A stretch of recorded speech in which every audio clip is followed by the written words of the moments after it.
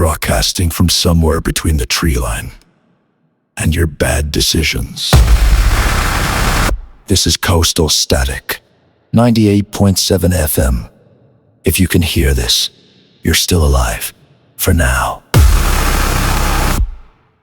You're listening to Coastal Static, broadcasting somewhere along the Treneris coastline, where the batteries are questionable, the antenna is tied to a tree, and the news is mostly accurate. This is the Signal Man, and if you're hearing this broadcast tonight, it means raid weekend has begun, and judging by the reports flooding in over the radios, things are already getting messy. Now, earlier this evening, Freaky NATO, alongside members of Grey Matter, decided it would be a good time to pay a visit to the Unicorn compound.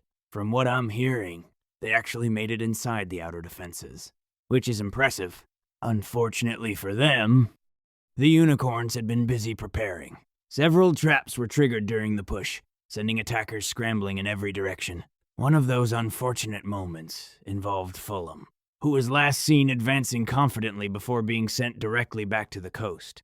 Now, the situation became significantly more confusing when Rez from Grey Matter joined the action.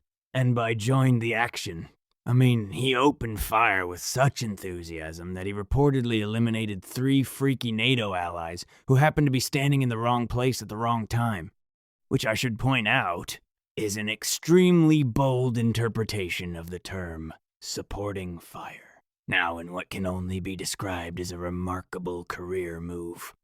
Freaky NATO leadership has decided this performance qualifies Rez for Special Forces, where he has now been welcomed as a top operator. Apparently, the logic is simple. If someone is dangerous to enemies and allies, that's exactly the kind of chaos you want on your side. Meanwhile, inside the compound, the Unicorn faction held their ground. 6 members reportedly present during the defense. Among them, Foxo, who many believe may now officially be the oldest active survivor in Treneris. Despite this, witnesses say Foxo remained calm and steady throughout the raid while younger fighters ran around the base shouting directions and occasionally shooting at shadows. Faction leader Red was also present during the defense, and according to reports, Red managed to get through the entire operation without filing a single complaint, which several observers say is the most unbelievable development of the evening. Another Unicorn defender known as Mad Jokes reportedly spent the entire raid watching every direction at once and questioning the intentions of absolutely everyone nearby, which, to be fair, is probably the correct approach. Things reportedly became even more tense when ZNN reporter Viktor Mozarov showed up near the compound attempting to take a photograph. Sources say several Unicorn members immediately assumed the camera was either a spy device, a drone controller, or some kind of NATO trick.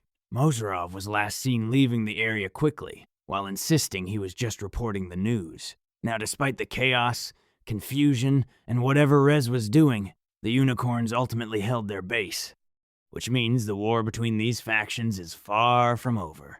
And if this was only the opening round of raid weekend, well, I'd suggest everyone sleep with their radios on, because tomorrow is probably going to get worse.